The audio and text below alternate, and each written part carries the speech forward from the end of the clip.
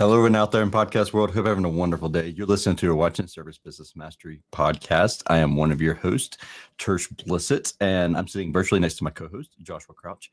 And we have the lovely Sammy on the call today. And we're going to talk a little bit about transition, growth, the pain points that come along with it, and how you can grow fast. And it's not for everybody, and it's okay. But we're going to talk about how Sammy's done it. And with that being said, welcome to the show, Sammy. Thank you. Appreciate you guys having me on. A pleasure to join the crew. Absolutely. Yeah, Sammy's a fish that I've been trying to land on the podcast for a little while now. I had to kind of beg, borrow, and steal to get him on here, but I'm glad he's on here. I actually kind of made him feel bad because he was on Cristiano's podcast To The Point, and we had talked and done some other stuff, and I'm like, Sammy, I think you owe me now. Come on the show. Yeah, Josh was pretty quick on that trigger. I think like half an hour after Chrissy's podcast came out, I got that message. But I kindly obliged and told him I owed him anyway for his graciousness over the years of giving back to me and being there for me when I had some questions and concerns, and always just being somebody willing to help and not ask for anything in return. So, well, we appreciate you coming on the show. For those who are not aware of you, your brand, and everything that you've been doing over the past 4 years or so, can you share your history and how you got into the industry and all of that? I'll go over. I give the brief version. I have a business background. I proudly say I've never been employed in my life. I've pretty much been my own boss since I was 17, 18 years old. I ran a wireless business, and we grew that wireless business from 0 stores in 1996, 97. We kind of got up to about 2015-ish, where we got a little bit serious about growth, and there was a carrier named Boost Mobile at that time that was nationwide, so we kind of hitched our wagons to there. Started off with about 15 stores in Ohio, around then, Ohio and Indiana, and then grew that to about 250 stores right before COVID. 2020, wow. About 750 employees. So did that my whole life, had a really good team, long time employees, and people that were with me for a really, really long time. COVID came, I wanted to try something different. Business started to slow, not to get into too much of that story, but a lot of that, they switched hands from going from Sprint to Dish Network, and a lot of things changed. And so kindly tapped somebody on the shoulder over there. And, one of the guys had been with me for a really long time and started as a, sales rep and kind of moved his way up. And then I tapped him on the shoulder after I opened Apex and had to move into a GM role. But prior to that, I was kind of looking at a couple different businesses, almost bought a landscape business. Thank God that didn't happen. And then ended up just settling on plumbing. A lot of people said that try to go out and buy something and get started. And quite honestly, really wanted to try to do something from the ground up so you can do it the right way and kind of implement your policies, procedures, your brand, your culture, and all of that stuff. So landed on plumbing and home services for all the obvious reasons. For me, thought it was pandemic proof at that point, recession proof, technology proof, outsource proof. Had the ability to grow. One big thing that I realized in the wireless business, it was extremely hard with growth, even though we had phenomenal time growing and we're the largest prepaid dealer in the country. But it was a little bit difficult because everybody wasn't in the same building. You couldn't grow that same culture that you can have with everybody being around you and able to, build it. So that was one of the other appealing things about Apex, is that you could have everybody kind of in-house per se and get in front of everybody continuously and kind of build what you want to build. So, and then also the scalability of it, being able to add HVAC and electrical and maybe expand and do all types of other crazy things. So that was kind of how it originated.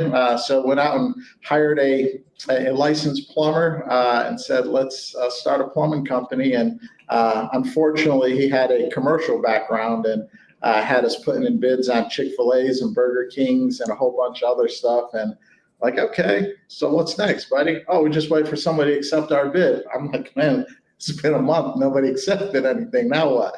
So anyway, quickly pitched that idea, got online, did a bunch of research, and I say, thank God we did a lot of things right from the beginning. I was dumb enough to call Nexstar from, day one before we even had a company and say, hey, we're ready to sign up and we want to become one of your contractors. And very lovely lady by the name of Lisa, she politely told me that that wasn't happening. And, but, that there were certain parameters and X, Y, Z. She did give me a couple good pieces of advice. And then she actually sent me like a welcome package for their members. And in hindsight, that welcome package did a lot for us. Dan Antonelli, his branding, he had like a brochure in there. So we quickly picked up and, started our branding the right way and kind of developed the Apex brand from there. We were on Upwork looking at some pretty cool brands, with, some white trucks with some water flowing on the side of them and all types of other cool stuff. But so I ended up quickly going Dan Antonelli, and then also we picked up Service Type from day one. So started a lot of things the right way. I'm not a guy that really aspires, throws out crazy goals, but I am a guy that understands if you put hard work, hustle, and, just energy, things will take care of themselves. So thought we would grow, not at the pace that we did. Quite honestly, I didn't even know $50 million companies existed, $100 million companies existed. If you'd have told me $10, $12 million, I'd have said, man, that's a badass company. Hopefully we can get there one day. And I think we did that, probably about 12 months in. So are you currently offering more than just plumbing? So we started just plumbing. Pretty much I count our start date as really March of 2021 when, we launched our plumbing service business. We got a couple guys to do plumbing service work and then had a couple branded trucks. So started with 3 trucks and a couple guys March of 2021. Ironically enough, we didn't have a website until June of 2021. And then we had, a lot of things fell in place. If you asked me to duplicate it again, I probably couldn't. As good as I think I am, I probably couldn't duplicate what we did. So probably 3 months in, a company shut down a block away, and I had 2 excavation crews, a manager walk in the door and say, you guys want to start excavation? Scratched my head, looked around and said, yeah, sure, let's do it. What do we need to do? So went out and bought some excavators, a truck. And so we added excavation pretty quickly on. Fast forward, that was 21, 22. We were just running plumbing and excavation at that point, and drains. 23, we added HVAC. Fast forward to 24, we added electrical. And then fast forward to 25, our first real expansion. We moved out. We just had our ribbon cutting a couple weeks ago in Dayton, Ohio, which is about an hour and 15 minutes west of us. So we do have the trifecta and a little bit of growth. I do have bad ADHD, so I like to keep moving and grooving. So every year we've accomplished a little something. I don't know what 2026 holds for us yet, but we'll figure it out when we get there. Now, where are you located? Columbus, Ohio. So we service what we call Central Ohio. So pretty much all of Central Ohio, which is around Columbus, a population of about 2.5 million people. Yeah. That's awesome. Adding trades, I know that's been, more of a trend the last few years, I think, as people have grown and they feel like they can kind of they can go horizontal, then vertical to grow. To be able to do that back-to-back years like that, what did that process look like, man? Because like some people add a trade and it takes them years to figure out the inventory, the price book, how to sell those calls, how to leverage plumbing and HVAC together. So that way their plumbers are selling HVAC services and HVAC is selling plumbing, et cetera. So what did that look like to you? I guess, we started a lot of things correctly, talking about service site, talking about the marketing. Also, when we got started, I had a buddy of mine, childhood friend, who actually helps me run the business. His name's Fatty. He's, more of a computer guy and loves the computer side, super intelligent human.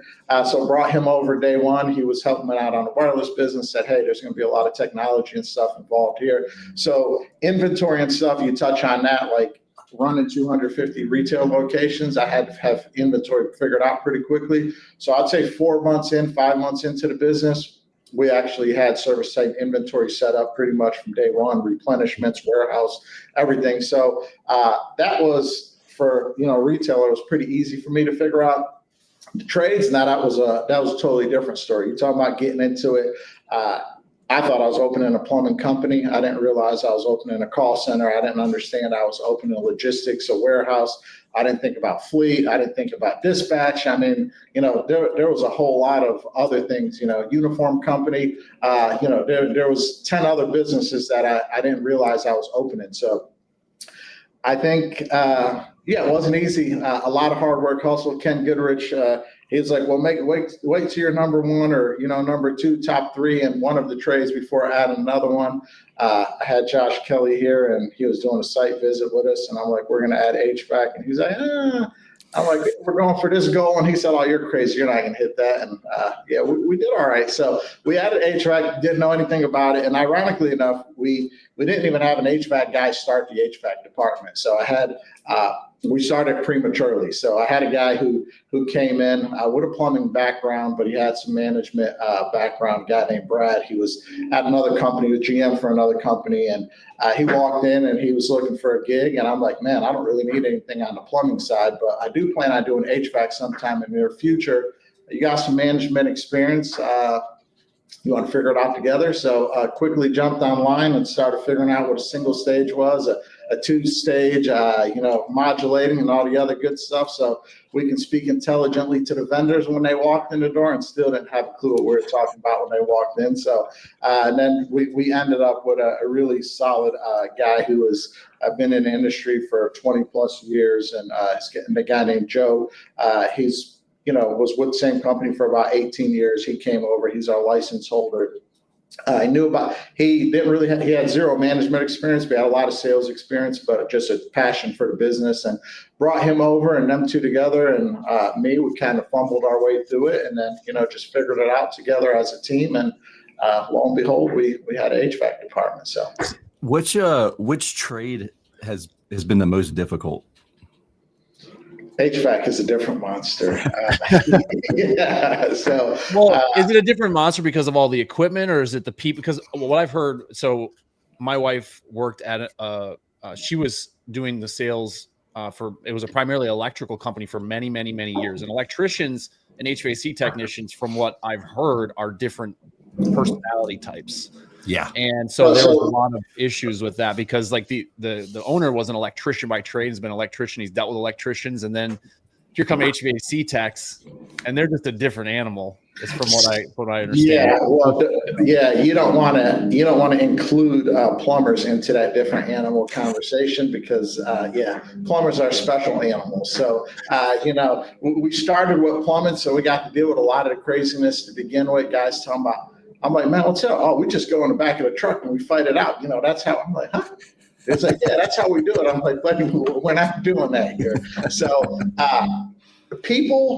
from a people perspective, there's nothing like plumbers. I love my plumbers, and ironically enough, I hired pretty much every one of them. I was our recruiter for the first 2 years, and I interviewed and hired our first 110 employees myself, recruited them, hired them, from A to Z. So the plumbers have a special place in my heart, but they are a special breed of humans. But when we're talking about people, HVAC guys are probably the easiest from the human perspective. The business side of HVAC is it's a different business to manage. Plumbing just, if you're doing a good job, kind of hums along. We added electrical, very similar, kind of hums along. HVAC, man, if you're not prepared for the HVAC, you're like, Yeah. So our first year, we just, I don't want to say monkeyed around with it. We didn't know, and we really wasn't doing too much marketing.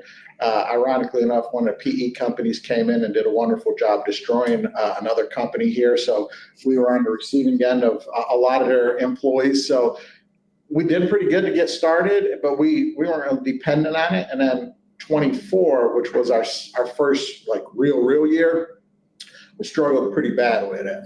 We came into the shoulder season. We really didn't know what we were doing, standing around. It's a sick feeling when you walk in and see every install crew standing around playing at the pool table first thing in the morning, and then hanging out for the next 2-3 hours without any job. So it's a different business to understand. We figured it out. I thought we figured it out. We did figure it out this year through shoulder season, and then summer hit us, and then we looked at our board and we were way over way overbooked and fumbling a lot. So last year we figured shoulder season out this year, and then peak season we kind of fumbled our way through it just because how busy we were. And then so hopefully next year we can combine the two and do all right. So.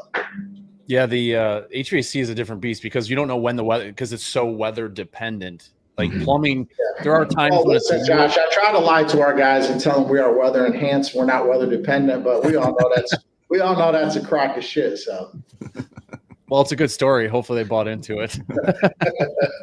But and that's the thing, and that's why it's so hard for these trades, because like plumbing and electrical typically are very There's not a whole. There maybe around holidays and some of those things, back to school or when summer, school's out and stuff, there might be a little dip or spike. But with HVAC, it's so, and you don't know what's going to happen. Like California has had like the coldest summer they've had in, I don't know, 20, 30 years. Like they haven't had a day over 100 degrees, which for them is really rare out this way. We had in Arizona, we had the coolest July we've had in like 30 years or something like that. Wow. August has been hot, but July wasn't. So like that, contractors that depend on that because they're not doing anything proactively, it can really hurt their business, and they can be way behind the eight ball. And then by the time they actually get to the point where demand season, a lot of these people have either been taken care of, marketed to by another company, or just don't need them. And I think the whole year is messed up then. Yeah, I think you hit on a key word with HVAC is proactiveness. And I think that is the difference between a successful company and a non-successful company. It's the level of proactiveness that you have. And I think proactiveness comes in twofold. For us, with plumbing, quite frankly, we never sold a membership. We didn't even have a membership program. I mean, we were new and we just had more business than we understood what to do with, right? And we couldn't keep up. So, one of the first things that we discussed and figured out quickly with HVAC is you definitely do need membership, right? You need those club programs. You need to keep a fence around your customers. So that was one of the first things we did. The other thing was obviously just being super proactive from a call center. I don't think people understand the importance of that. I know people say it and you don't really think about it.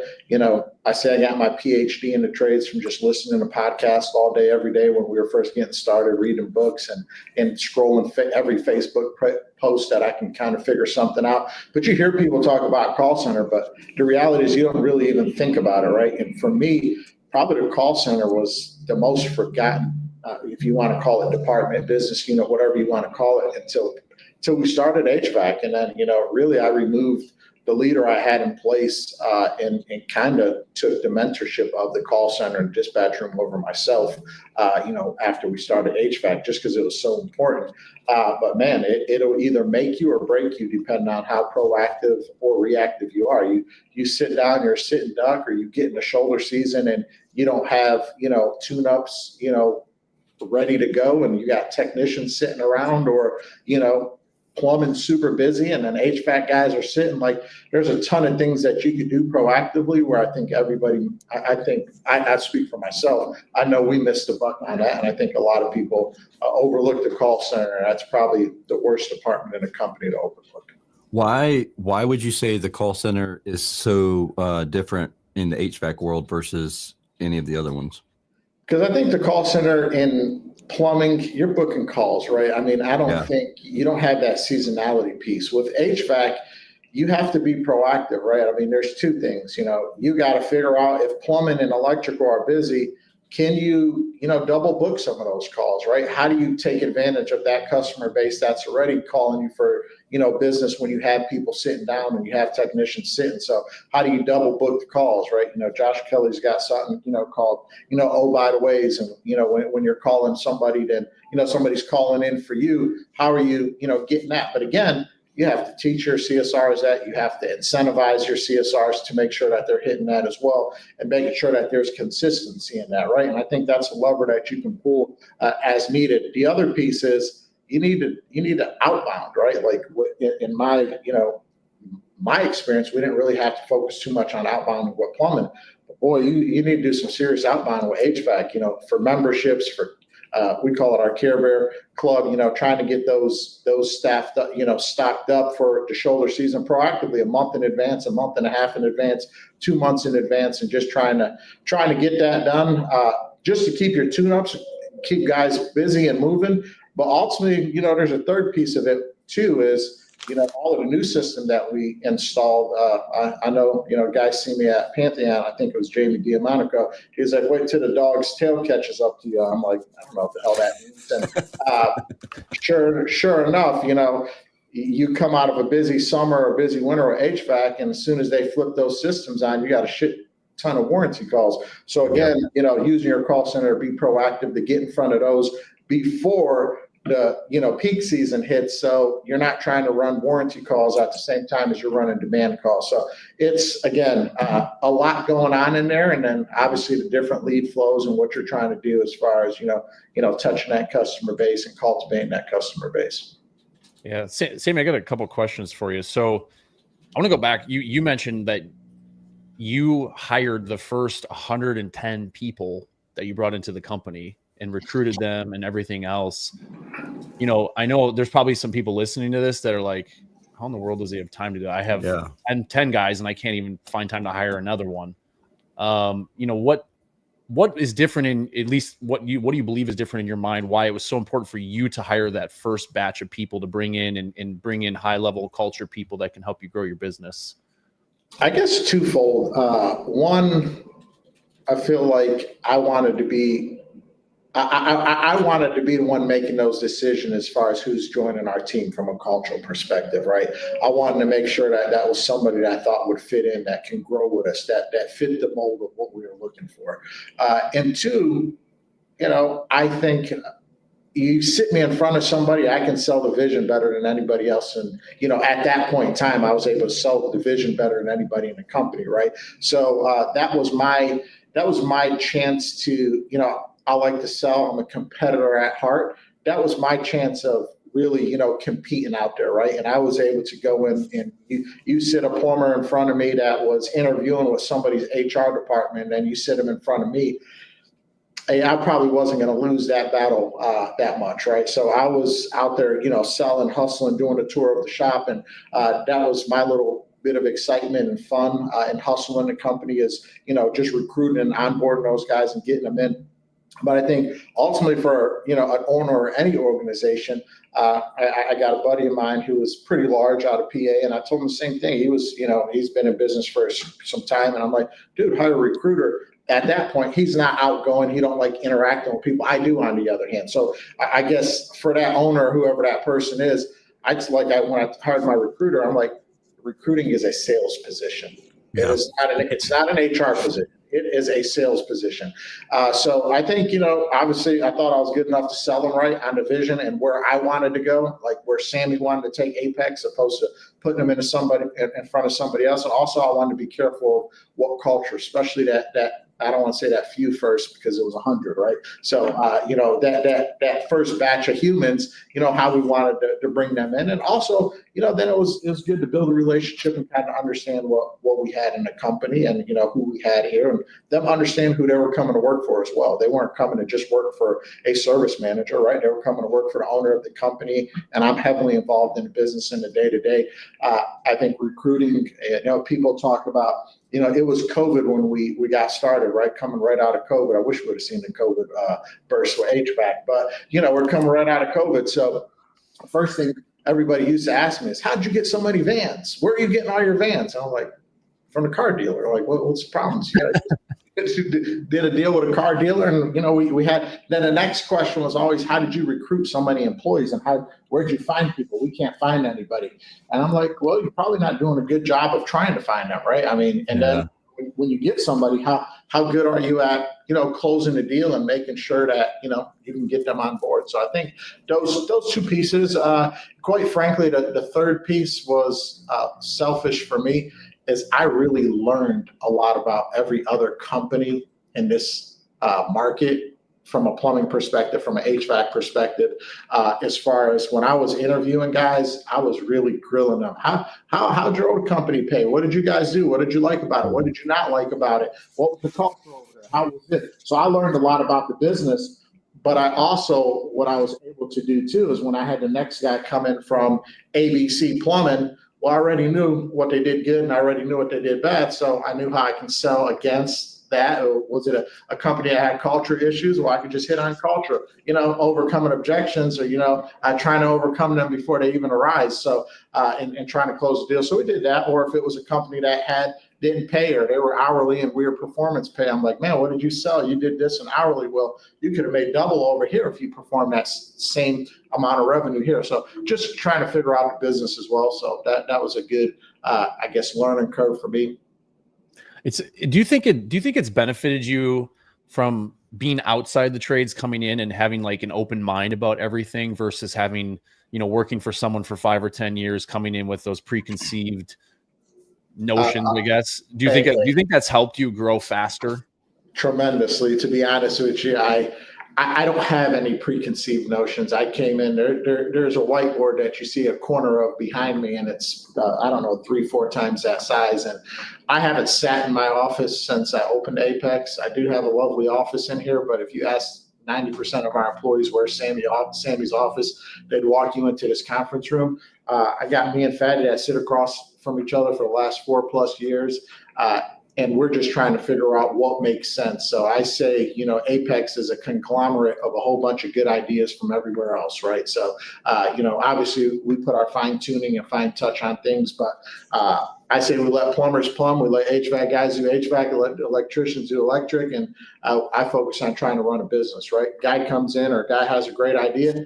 I don't have to tell you, buddy, that don't work. We've been doing this for 25 years and this is what works. I know works.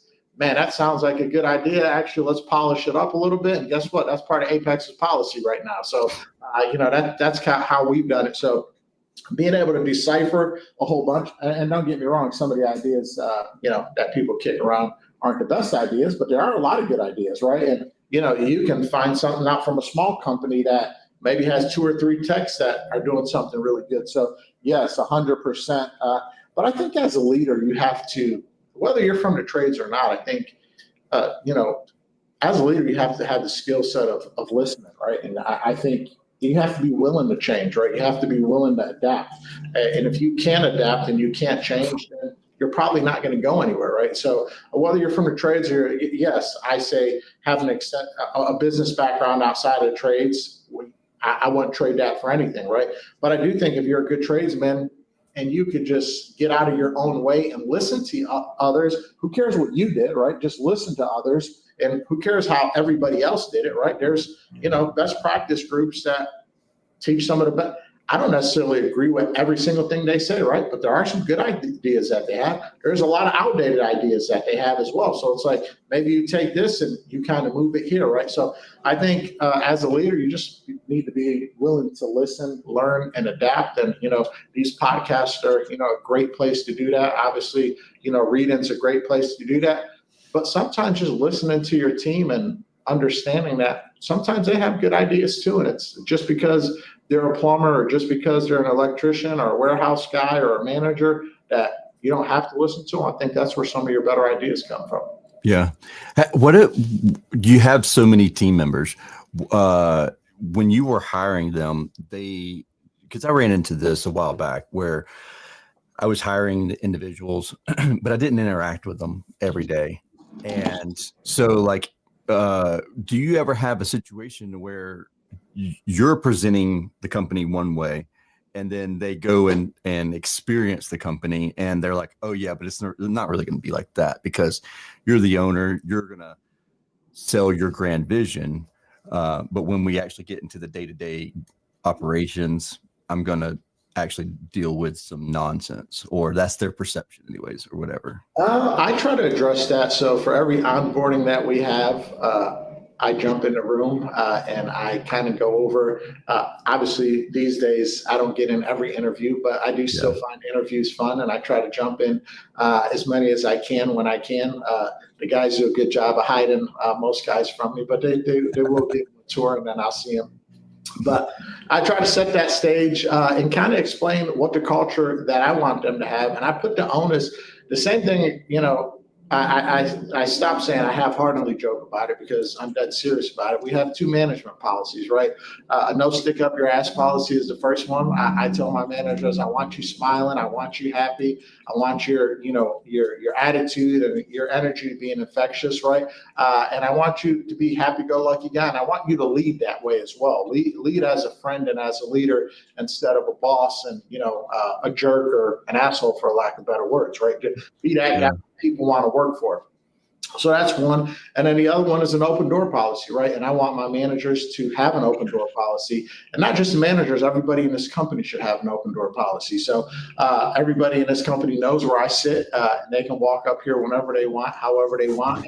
And if that's my policy, then that better be everybody in the company's policy. So I make sure I set those standards in the beginning and people understand that. And we talk to the managers and we make sure that everybody feels that way. And if somebody doesn't feel that way, they should be able to voice their concerns on why they don't feel that way. And we should be able to do something to change that, right? And if it's a coaching moment that a manager needs to have, or if it's a coaching moment that a technician or employee needs to have, then we should be having that. We got early on, managers, unfortunately, and I won't say our managers, but I just think naturally a human thinks when they get a management role or a power position, it means that you have a license to become an asshole, right? Yeah. We try to coach our guys the exact opposite of that, right? Becoming a leader, becoming a manager means the opposite of that, right? Now you need to be a therapist. You need to be, you need to be a dad. You need to be a mom. You need to be a marriage counselor, right? You need to be a coach. You need to be a mentor. You don't need to be an asshole, right? That's like, I have a policy, even if somebody is a complete jerk, let them go out the door and they should never be able to turn around and blame Apex for anything, right? We should be able to let them go out the door, even if they're acting a fool, let them go out the door happily and not be able to blame us for anything. We don't need to stoop down to any different levels or change their management style. How would you do that though, if they're creating turmoil in the business? And I'm not saying that this has even happened to you because, I'm sure. Okay. You have cancers. I think. There's people who are really good at the interview process. Josh and I were just talking about this the other day. Like, there's people who are their job is to do a killer interview. And then when they get into the actual role, they suck.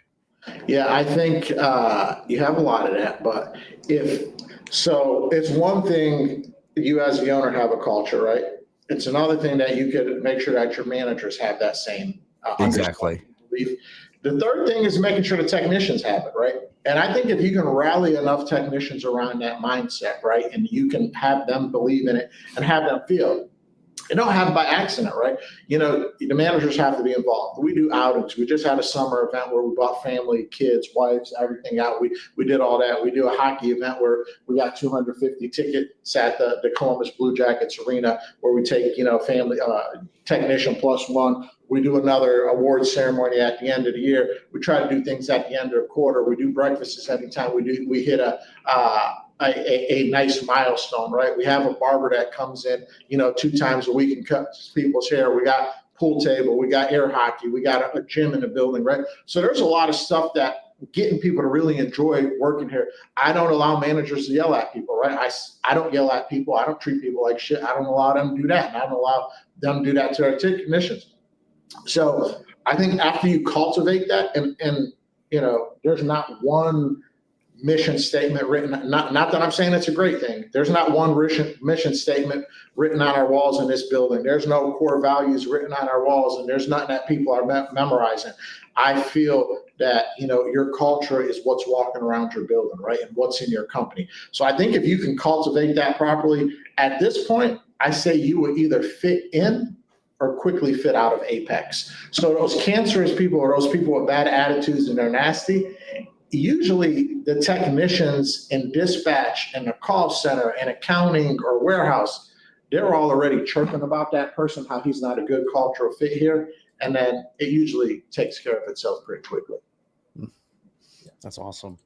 Tersh and I were talking about that because I had someone who did really, really great interview, really great on calls the first couple months for a new service we were offering. And then, just like over time, you just realize that they just I don't know what happened. Like they either stopped taking their meds or something happened and they just fell off the wagon.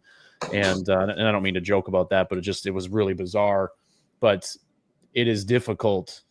Like no matter what your experience is, like you've obviously hired a lot of people, a lot more people than I've ever hired in my life, but you still get it wrong sometimes because the person that comes in the door the first time is not necessarily the person you get when you're actually doing the work and they're working well with others, or they bring baggage from outside of work into the office and start taking it out on everyone close to them at work. They don't know how to turn that off. Mm-hmm. So it's one of those things. Do you guys, so you said the culture kind of takes care of itself. Is there some sort of reporting structure you guys have for that as far as, like when somebody's out of line or somebody does something and it's open door to report it, or how does that? It's open door to report it. We've done something since we first started to, there's two things that we did from the day we opened our business and that we do till today. I'm having some struggles with trying to keep them up from a logistics perspective. But every Tuesday we hold a full field meeting, full staff meeting, and it's in the shop. So we have every technician come in, and so it's nice because they get to intermingle with each other, cross departments. I actually host a meeting, go over the numbers, we go over any, challenges and things like that. We read some reviews, we give some shout outs, we go over, we do raffles when we have, hit a new review milestone and things like that. We do anniversary cards. So there's a lot of intermingling with them so they understand who everybody is. The other thing is, and then we hold a managers meeting as well. And that's literally every manager in the company is together on every Tuesday. So a lot of those things will come up and, they'll come up in conversations. They'll come up within the managers meeting. And the managers meeting is really just like an open session. There's a little bit of structure to it. But then after that, it's just kind of an open structure where everybody kind of talks about something. And then if there is something, one manager might discuss, hey, I seen this with this person or so on and so forth. And that stuff might arise in there. And usually the managers are pretty much in tune with their guys, and if there's a complaint from dispatch, they're probably sitting down and talking to that technician. And I think you just need to have a accountability policy in place. And accountability doesn't need to be a stick, right? Accountability needs to be a conversation, and just having a conversation about what's good, what's acceptable, and what's not. And I think some people, again, when you get into management, it's, we got to put them on this performance improvement plan. We have to have this verbal write-up, then we have to have this sit down. It's like, dude, treat them like a human, right? Somebody might just be having, a bad week, right?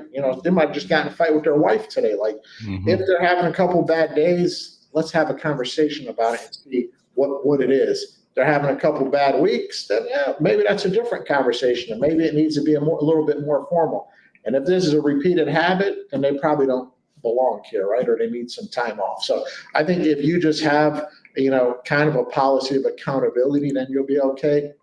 When you don't have accountability and just let cancer, we first early on, those two guys that sat in the back of the room, and then, after the meeting was over, there was 10 people huddling around them, and it was mad faces, and it was a bunch of shit talking, and it went out to the parking lot, and it's like this and that, and then you keep hearing the same person's name.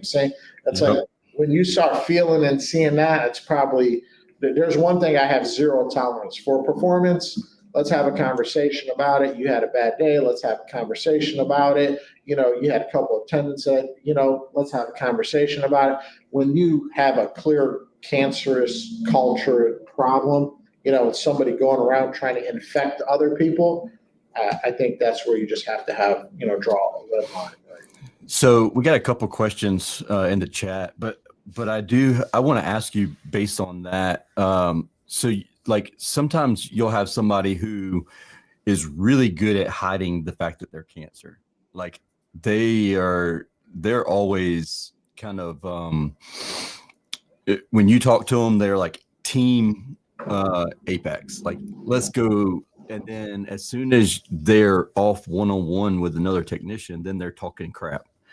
Like, have you run into that, and not necessarily just in with Apex, like with your other business as well, because of having people remote? I think you always have that, right? I mean, humans sometimes could just be negative, right? And I think some not some, I think a lot of humans thrive off of negativity and they thrive off of drama, right? Drama. And it's like it's their medicine, right? I see you sipping on your rehydration drink and somebody else might be sipping on their energy drink, right? They need to sip on their dose of drama, right? But I think if you could get ahead of that, just let them know it's not acceptable behavior and have a conversation. But also, if you don't have other people willing to accept and indulge in that, I think that helps you. But again, if you do have that and it's low key, then it's probably worse off than it being outright, because that person's going to go unfiltered and try to infect a whole bunch of people. But again, I think where you have somebody cancerous that is trying to infect other people, you need to get rid of. And I have a open, I don't want to say an open return policy. Like somebody leaves or they'll leave terms.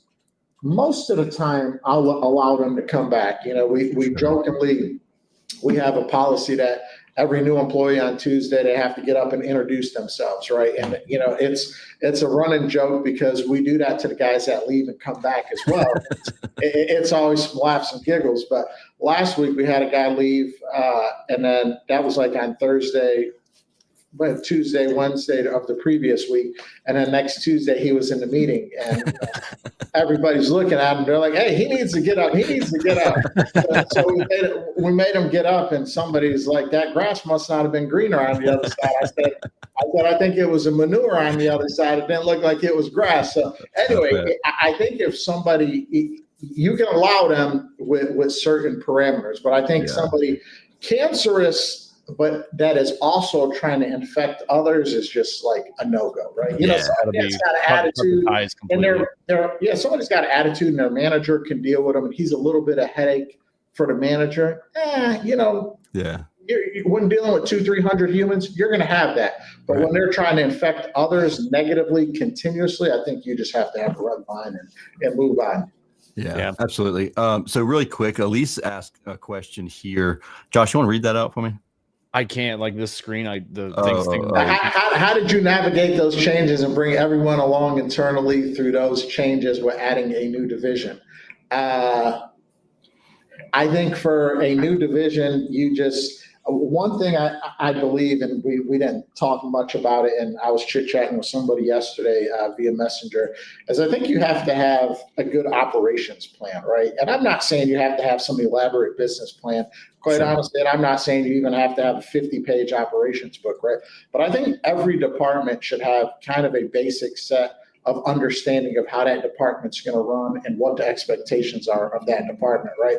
Whether it's KPIs, whether it's a standard operating procedures for your dispatch or your call center. So I think as you continue to add stuff, you need to continue to evolve, right? And I like to say, especially for like dispatch, coordinating room, call center, those documents just need to be living, adjustable documents, right? So you get in, you add HVAC, well, you need to bring your call center along and make sure that they understand HVAC is different. And now we need to be focused on age of equipment, and 10 plus is a non-negotiable to be asking the age of equipment where, maybe plumbing you can get by, not asking the age of a water heater, right? But I think you need to adjust, and I think you need to, implement. And I also, as far as implementation, you need to go ahead and you need to inspect what you expect on a continuous basis.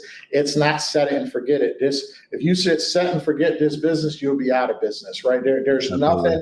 I listen to some of the bigger guys. I was listening to a podcast from Gus from Milestone, and you listen to all these guys. You look, they're at 100 million or 150. They don't have any problems. Sometimes I sit in my managers meetings or sales meetings, and I'm like, man, all you guys do is bitch. And Apex is, I'm like, motherfucker, like, sometimes it starts wearing on you, and you're like, damn, and like, do we got that many problems? And then you hear everybody else, or you go.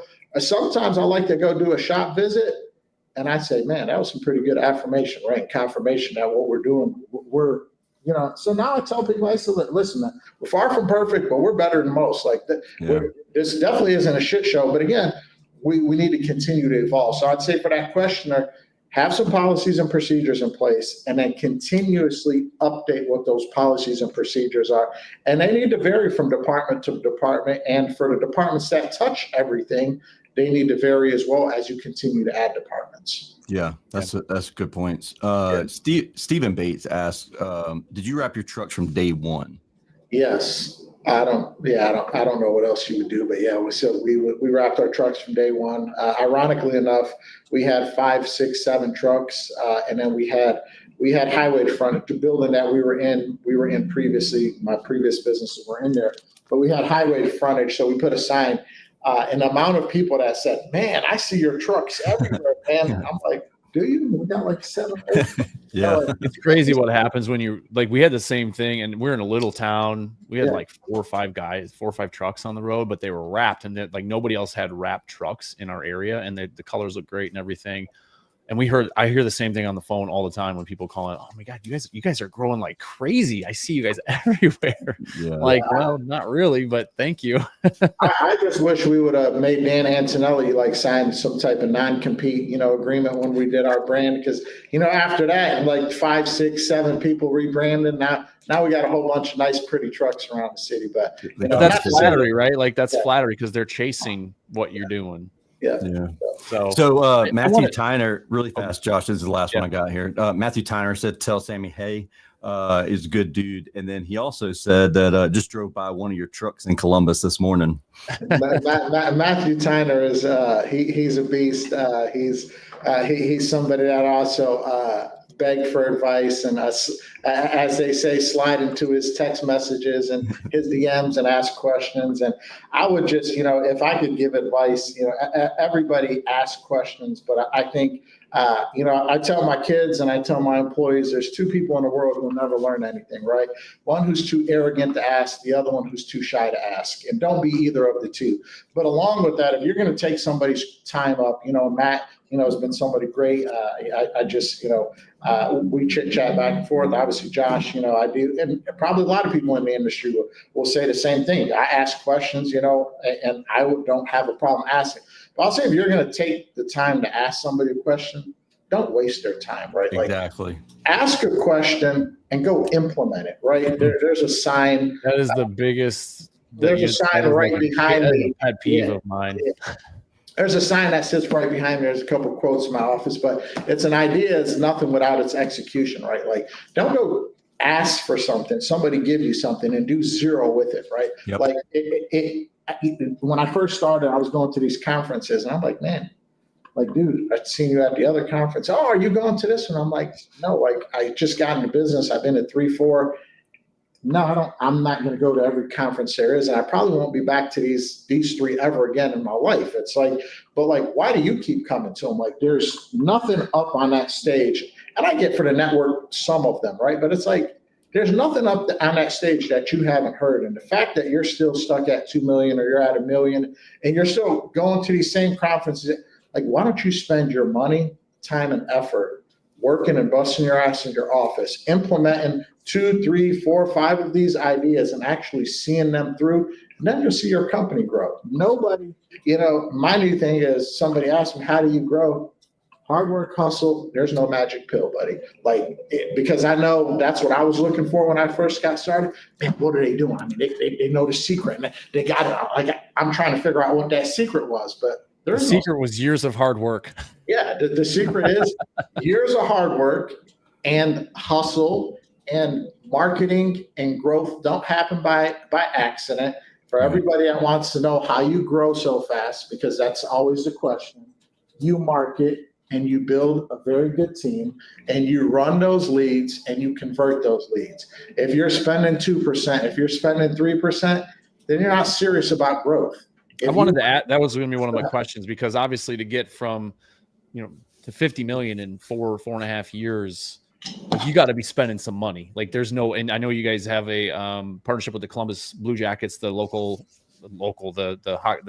League hockey team. The National Hockey Team. National. Sorry, I'm not a big hockey guy, so I got season.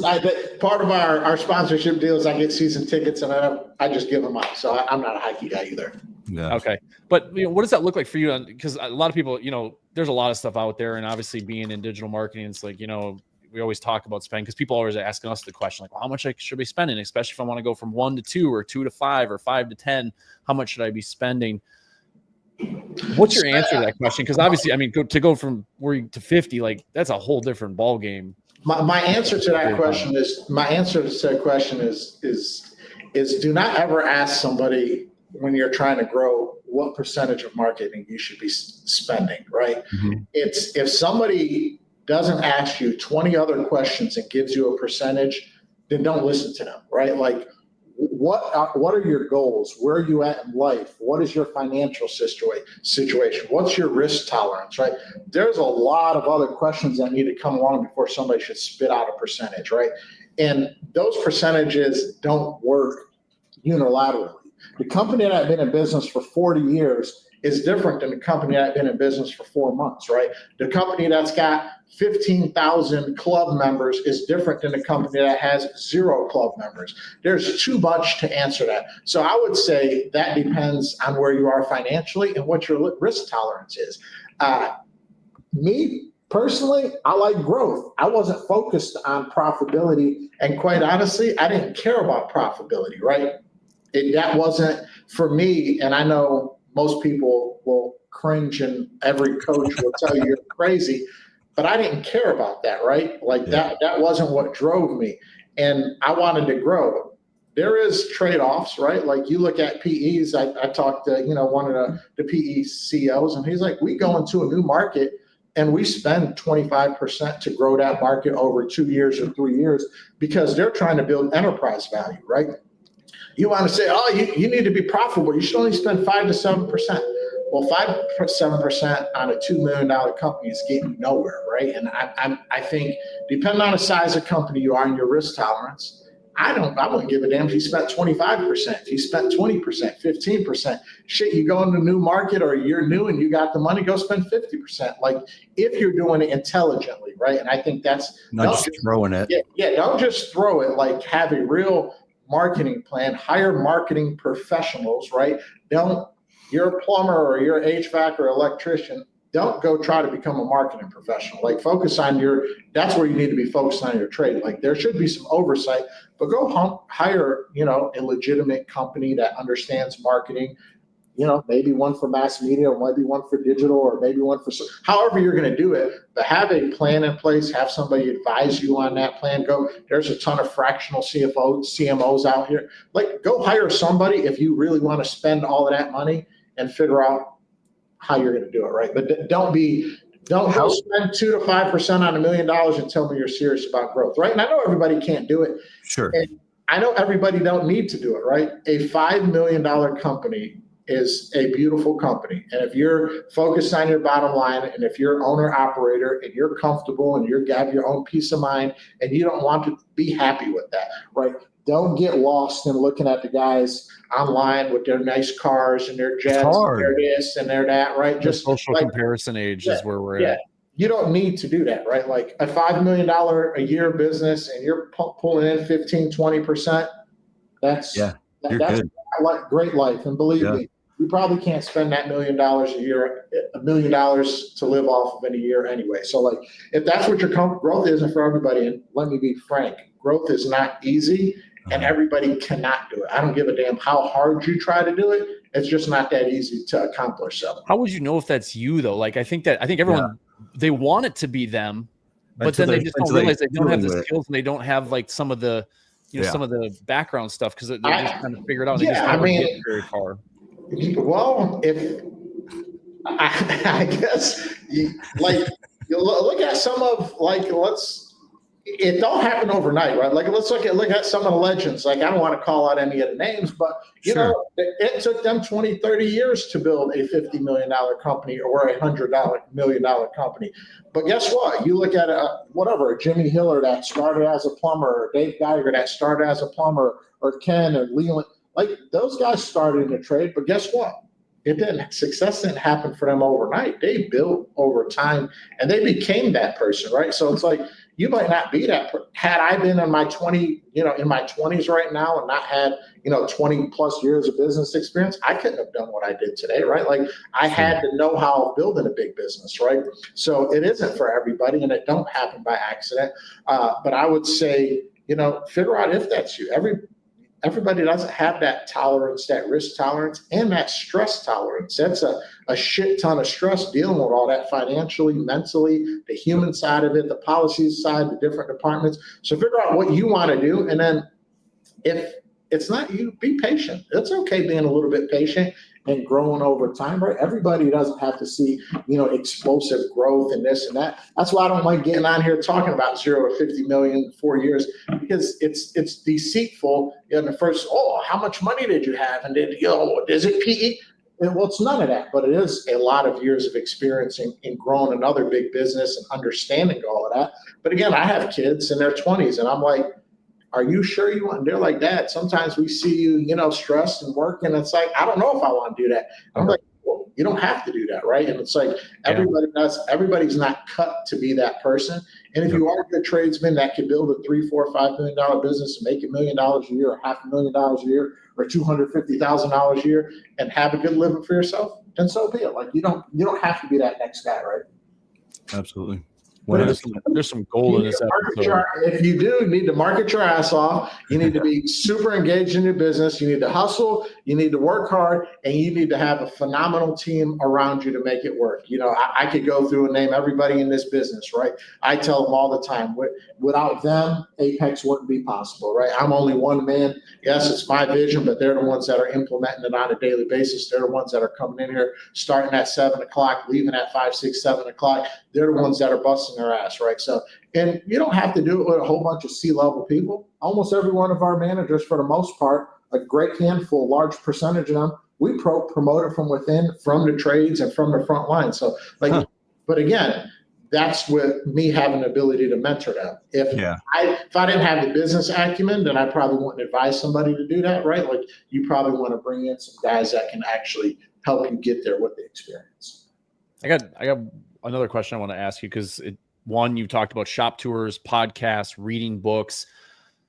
How do you structure your day or week to make sure you have time for those things, especially early on in your career when you needed, early on in your trades career, to make sure you had time for those things? Because I find that, at least I think, that a lot of people, they don't have time to do those things, right? And they don't. The truth is they don't make the time. But how have you made the time to make sure you're doing shop tours and you're going to see these bigger operations and learning everything that you need to know to be a successful visionary?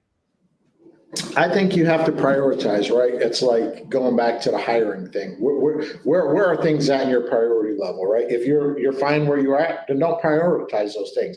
But for me, I wanted to learn and consider myself a student of the game, right? So I tried to figure out what shops made the most sense and kind of organize my time around that. Again, I didn't go visit 100 shops. I didn't go visit, 50 shops. Probably visited 5 to 10 shops, but was pretty strategic in where I wanted to visit and what I wanted to see, right? And kind of that path of, I didn't want to go see a shop that was the same size as me or a shop that was smaller than me. I wanted to see a shop where I wanted to go, right? So I think, prioritizing those, if you don't have, if your claim is you don't have time to learn, then you're not serious. I mean, you're probably not serious about being a leader, right? Like time to learn is a relative, podcast. How much time do we spend in our cars, right? Oh yeah, listening to the music, scrolling TikTok. You can listen to music or you can pop on a podcast, right? I don't listen to music. I pop on a podcast. My daughter, she played soccer, and on a travel team. So guess what? I was on podcasts. I was listening to, the different podcasts going through. I was just listening to your guys' automation podcast last week about, your guys' new business. So my point is do that, right? Continuously learn, be thirsty for knowledge, right? And then everybody's on social media. Everybody's watching TV. Prioritize your time. I'm not even saying do it within your 8 hours of work every day. If you're that serious about being an entrepreneur and you're that serious about growing, I say I go to work, and the way I learned is I started my second shift when I got home, right? Hung out with the family, took care of, ate dinner, did all of that. nighttime comes, quiet time comes, I'm a sports guy. Go ahead. Well, that's a good point that you make there. Do you? I want to ask you this. Do you have any hobbies? Like for me, I was a car guy for years and years and years. I mean, I have a full sleeve of car parts. I have you're preaching my language. I love cars too. So yes, I do like cars. I like cars and I like fast cars. So yes, I like cars. I do have 6 kids at home. So that is a hobby of mine. Mine are, in the older ages. My youngest is 17. I have 4 nieces and nephews that live next door to me that I bought the house and they live in as well. So I got 10. I consider work as a hobby for me, right? I enjoy it. So a lot of people don't enjoy coming to work. They come to work, they don't like it, right? It's stressful. I enjoy, like, work for me is a hobby. On the weekends, when I'm bored, I'm like, shit, man, I need to get up and get out of the house. That's just who I am, right? I like spending time with the family. I'm a sports guy. I like going. I'm a season ticket holder for the Browns. I like the Browns.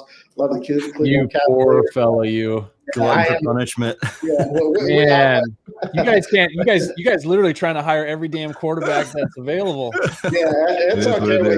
You figure out, man. You get lucky one day. But hey, a sports guy. Maybe they need to hire you as the GM, Sammy. No, yeah, I'd get fired real quick. But yeah, so obviously for me, family's important. I like spending time with the family. We just went over to Morocco. We're going to Miami for a couple of days. We're actually leaving tomorrow, going to Miami for the weekend and just hanging out with my nieces down there. She's getting into medical school, so just hanging out with the family, doing some sports, enjoying my cars, and enjoying work. So I feel like the guys and gals that are the most successful are willing to put their hobbies aside for, even if it's a short period of time during that growth stage. Would you agree with that? You have to. Your business is not going to grow without you being involved. And I know everybody, you hear this visionary and you hear this integrator. I'm just not a believer in that. I think in the beginning, you have to be it all. Come on, go pick everybody you want to pick in this industry. Ken, Leland, Dave Geiger, Hiller, Tommy Mel. Go pick anybody you want and show me which one of those didn't get in their companies and bust their ass from day one, right? Yep. I'm not talking about them becoming a visionary later, 20 years in or 15 years in. I'm talking about to build their company. So I think people look at that and they start thinking, oh, okay, well, you get in and grind, right? Yeah. Get in and bust your ass. If you think you can hire somebody who's going to do it for you, guarantee you if that person was that good, they'd be doing it for themselves. Yep. Right. So go find all those guys and go look at all those guys and show me which one of them that hired somebody, kicked up their feet and said, hey, go grow me this business to 100 million. And it happened. I'll be waiting for that answer. Sammy, we appreciate you hanging out with us. We've gone way over our time here, but honestly, we could be here for a couple more hours asking you a bunch more questions. But we really appreciate you and hanging out with you.